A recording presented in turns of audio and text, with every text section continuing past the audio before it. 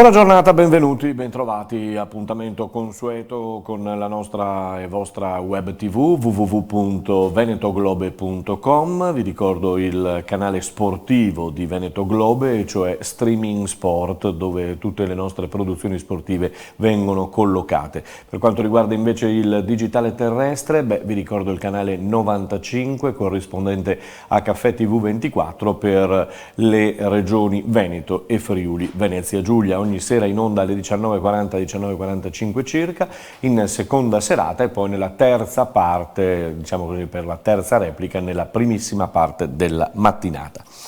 Mondo dello sport ancora in lutto per la morte di Kobe Bryant, mito del basket ma anche grande amante del calcio e soprattutto del Milan.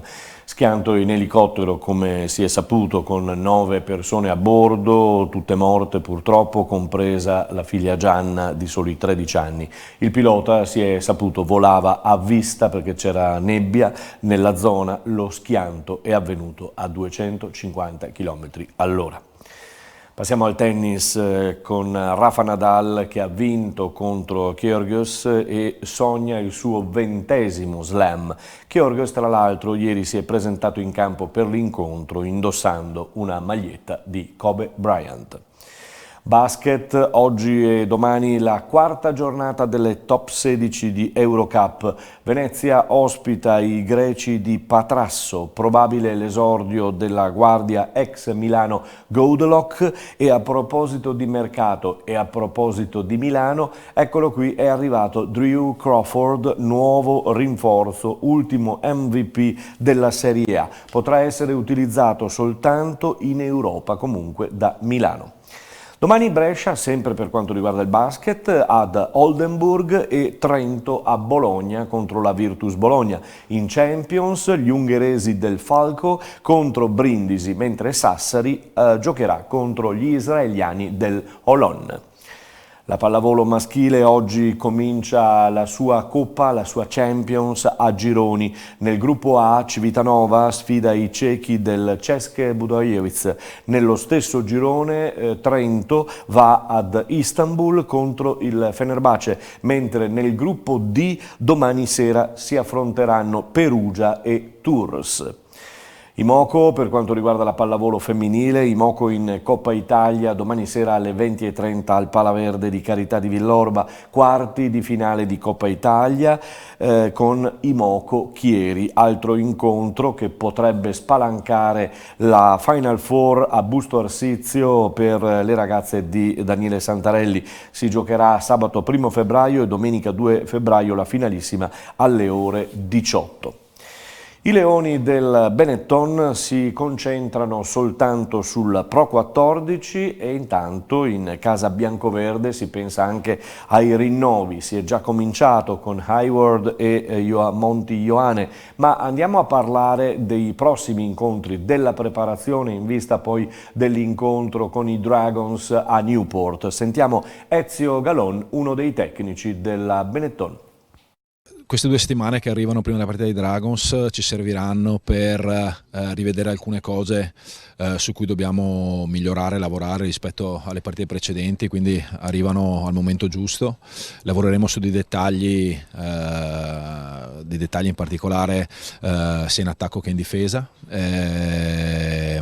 Lavoreremo con calma, quindi l'intensità sarà un pochino più bassa, ma lavoreremo molto sui ruoli dei giocatori, quindi per avere chiarezza su quello che è il lavoro in campo di ognuno. Questa è la base principale, sarà anche una parte ovviamente di lavoro fisico.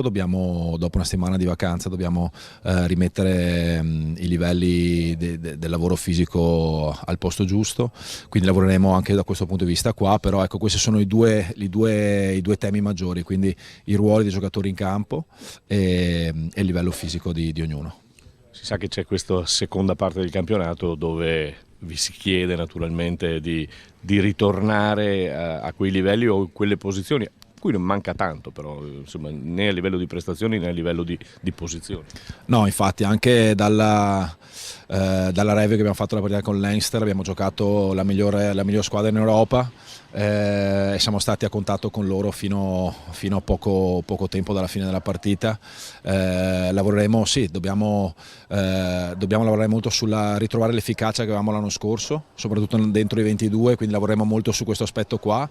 È vero, come detto, che ci manca poco sia a livello di punti rispetto alle prime tre, ma sia a livello di prestazione rispetto alle squadre che sono davanti a noi. Manca veramente poco, sono piccoli dettagli, ma che alla fine, come diciamo sempre, sono piccoli dettagli che fanno la differenza tra segnare e non segnare. Anche contro Leinster siamo trovati 4-5 volte in posizione molto favorevole, avremmo dovuto segnare e quindi rivedremo queste cose qui e ci focalizzeremo su queste cose qua.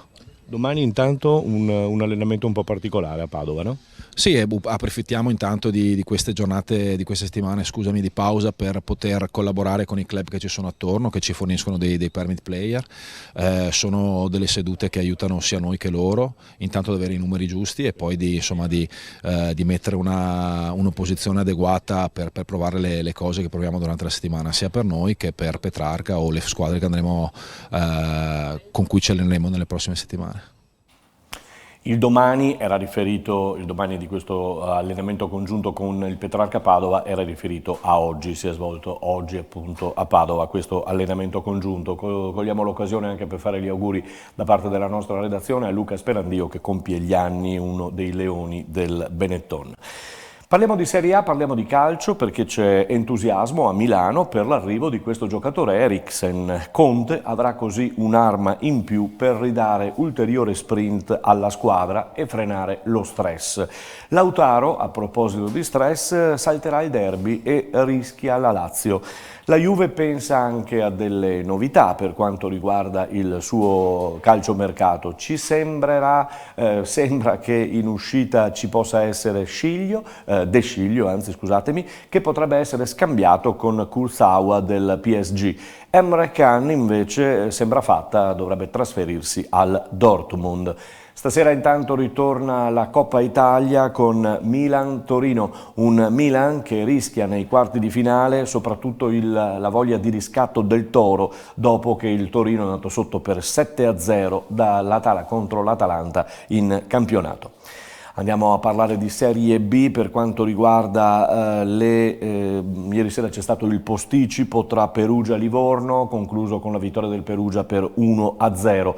Saltata una panchina in Serie B è quella dell'Ascoli che ha esonerato Zanetti e al suo posto potrebbe arrivare o Aglietti o Pillon o Stellone, quindi la scelta ancora da decidere. Per quanto riguarda la Serie C, anche in questo caso c'è stato un posticipo ieri sera tra Reggiana e Südtirol, ha vinto la Reggiana per 1-0. Anche in questo caso e anche in questa categoria c'è stato un ribaltone per la panchina, ribaltone al Cesena dove viene esonerato Modesto, al suo posto arriva Viali.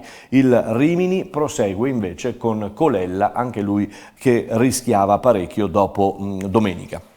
Per quanto riguarda la Serie D, altra panchina saltata anche in Serie D è quella del Montebelluna perché dopo la sconfitta in casa contro il Caldiero per 3-0 salta la panchina del tecnico Bodo che è stato sostituito da Lele Pasa. Per Lele Pasa un ritorno naturalmente al Montebelluna. Lele ha detto e ha dichiarato subito di sì che era disponibile per continuare l'avventura appunto del Montebelluna in questa Serie D.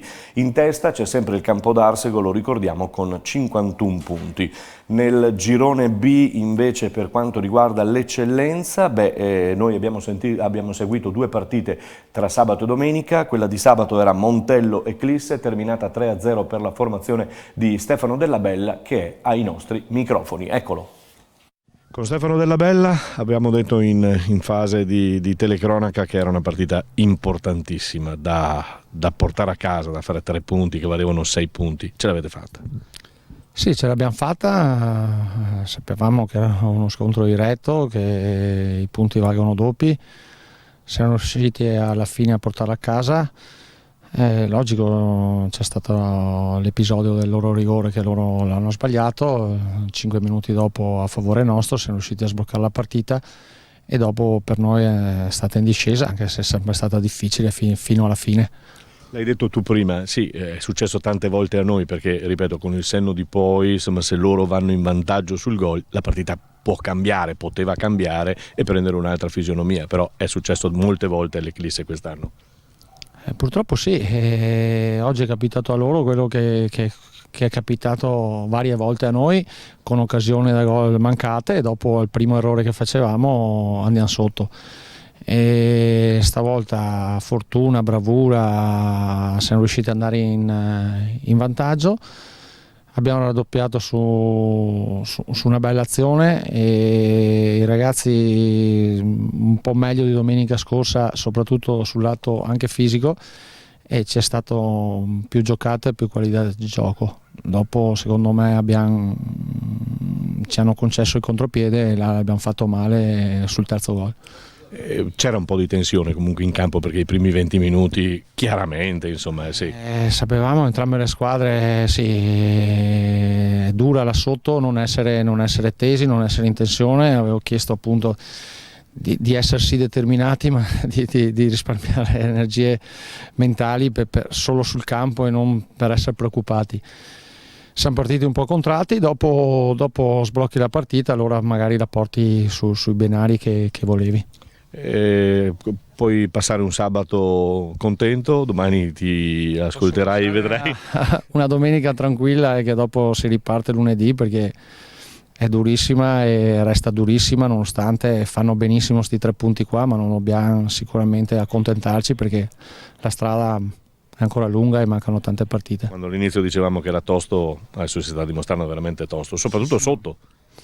Ma soprattutto sotto, perché noi siamo sotto e valutiamo quello che ci interessa a noi, ma mi sembra che dappertutto non c'è nessuna squadra che molla, ci sono sempre risultati a sorpresa, anche sotto vincono con le prime, dunque ogni partita, ogni domenica c'è una partita, una battaglia da andare a giocare a tutta fino alla fine. Buonasera. E vi ricordo che dalle 20 di questa sera potete trovare su venetoglobe.com e sul canale sportivo Streaming Sport la 4ª puntata di Dilettanti a tutto campo, con anche questa intervista la potrete rivedere insieme alle altre interviste dei vari gironi che prendiamo in disamina ogni settimana. Passiamo al basket, siamo verso la conclusione della puntata. In Serie A2 femminile il Ponzano in trasferta ha purtroppo perso di 1 punto, 57-56 dopo una bella rimonta, mentre la Rucker Sambe si conferma al Palasystem di Borgo Saccon a San Vendemiano, vittoria, e va avanti nel discorso importante del suo campionato. Ieri abbiamo sentito Mian, oggi un giocatore della Rosa. Grazie mille, sono contentissimo per la prestazione, abbiamo reagito da squadra vera, abbiamo perso 2 pezzi importanti ma non ci siamo abbattuti, abbiamo continuato a lavorare e questo è un gran risultato, siamo contenti, quindi non ci resta che andare avanti, veramente, grazie. Cosa si prova a allenarsi tutti i giorni proprio con Tassinari e Ricci, che comunque sono 2 di categoria, 2 giocatori importanti e credo ti facciano crescere parecchio? Assolutamente, non so cosa dire, è un privilegio per me potermi allenare con loro, ogni giorno sono lì a darmi consigli ma anche a provare a farmi il culo, diciamo, per insegnarmi ovviamente a fare delle cose che non so ancora fare, devo imparare da loro perché sono 2 giocatori di categoria come hai detto e sono contento. C'è giustamente Jacopo Preti che fa sentire l'anzianità in spogliatoio, eccolo qui, appunto il numero 17. Ultima domanda, com'è giocare per te che sei comunque giovane, devi comunque ancora crescere, ma entrare, che faccia c'era oggi, cosa hai sentito, che emozione hai provato prima di entrare in campo? Beh, assolutamente ero concentrato perché sapevo che avrei potuto giocare molti minuti, quindi sono contento, sono entrato con la faccia giusta, tutti eravamo molto concentrati dopo la sconfitta che abbiamo subito, il torto che abbiamo subito, quindi siamo contenti, abbiamo approcciato con l'intensità giusta e la mentalità giusta e il risultato ci ha premiato. Bravo Durante che ha fatto una bella gara, e allora chiudiamo, siamo in chiusura del nostro TG, ci giunge proprio l'ultima notizia e non avremmo voluto darla, però ci giunge in redazione la notizia della morte di Arrigo Manavello, che è stato un ex storico presidente del Benetton Rugby. Alla famiglia Manavello le condoglianze dalla redazione di www.venetoglobe.com, scusatemi. Bene, è tutto, ci risentiamo domani e vi diamo appuntamento naturalmente alle prossime edizioni.